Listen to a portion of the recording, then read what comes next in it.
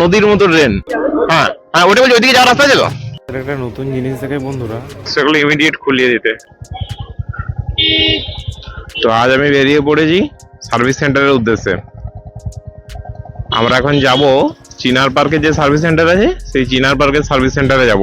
আগের শর্টসটাই দেখেছো তোমরা, এখানে দুটো শোকারই প্রবলেম হয়ে গেছে, মানে একটা শোকার থেকে অয়েল লিক করছে আর একটা শোকারের মাথাটা একটু বেঁকে গেছে। তো আমি সার্ভিস সেন্টারের আগে একদিন গিয়েছিলাম, তো সেখানে বলেছে যে দুটোই ওয়ারেন্টি ক্লেম হয়ে যাবে এবং উইদাউট এনি কস্ট। তো আমাকে বাঁকুড়া সার্ভিস সেন্টার থেকে বললো যে শোকারটা আসবে, যেটা আবার খারাপ হয়েছে সে শোকারটা ওরা আনিয়ে দেবে ওয়ারেন্টিতে, কিন্তু আসবে রবিবার বিকেলে। তো আমার যাওয়ার কথা ছিল রবিবার সকালে, তো এসে দেখছি একটা শোকারও সমস্যা হয়ে গেছে। তো এখন দুটো শোকারই আমার ওয়ারেন্টিতে রিপ্লেস হয়ে যাবে। ভিতরের রাস্তাটা কিছুটা যেই মেন রোডে উঠবো। আর এখানে দেখতে পাচ্ছ তোমরা হাই ড্রেন, একটা বিরাট বড় নদীর মতো ড্রেন। রয়্যাল এনফিল্ডের ওয়ারেন্টি খুব ভালো, মানে খুব ভালো, মানে আমি আগেও 2-3 বার ক্লেম করেছি। আমার অনেকগুলো পার্টস, মানে 2-একটা পার্টস আগেও খারাপ হয়েছে। যেমন আমার ক্যাটালিটিক কনভার্টার যেটা সাইলেন্সারে থাকে সেটা একবার মরচে পড়ে গেছিল, সেটা চেঞ্জ হয়ে গেল ওয়ারেন্টিতে।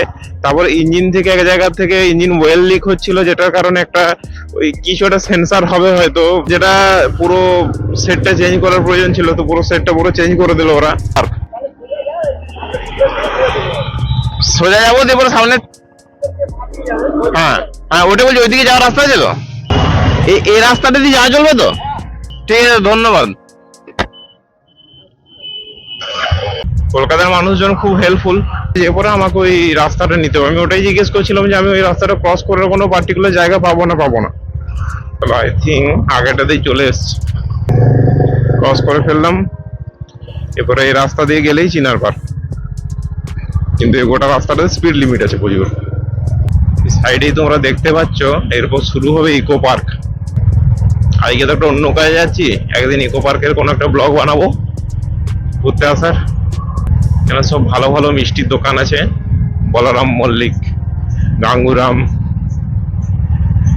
আর এখানে ইকো পার্কে 7 ওয়ান্ডার্সটা আই থিঙ্ক গেট নাম্বার 4 দিয়ে ঢুকলে সব থেকে কাছে পড়ে। আমি একদিন একটা ইকো পার্কের ব্লগ বানাবো। এই দেখো Taj Mahal, pyramid, 7 wonders, land rover, Audi, Volvo, Hyundai, সব দামি দামি গাড়ির শোরুম এখানে। এই যে এই গলিটা দেখতে পাচ্ছ, এইটা হয়ে পরে আমরা চলে যাবো রয়্যাল এনফিল্ডের শোরুম। তার আগেটাতে আছে একটা কেটিএম এর শোরুম, তারপরে রয়্যাল এনফিল্ডের শোরুম, ঠিক সিসি2টা পেরিয়ে সেই।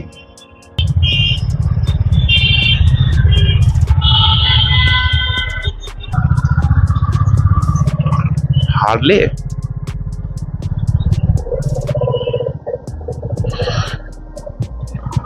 তো মনে হলো হার্লে ডেভিডসন। প্রথমে ভাবলাম অ্যাভেঞ্জার, তারপরে দেখছি হার্লে ডেভিডসন।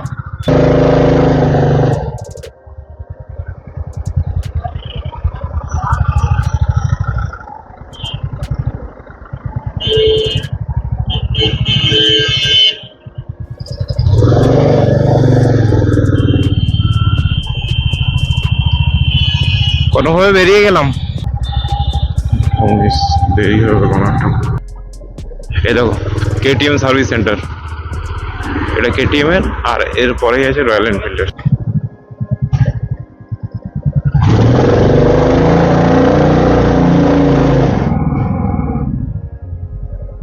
চলে এসছি আমরা, দেখতেই পাচ্ছ গাড়িতে ভর্তি পুরো রয়্যাল এনফিল্ডের।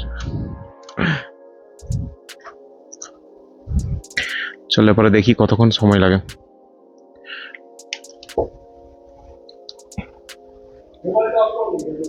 হ্যাঁ, করে দিচ্ছি। তোমাদের একটা নতুন জিনিস দেখে বন্ধুরা, এই গাড়িটা থান্ডার বার্ডের মতো বডিটা, আর ট্যাঙ্কটা হচ্ছে ক্লাসিকের।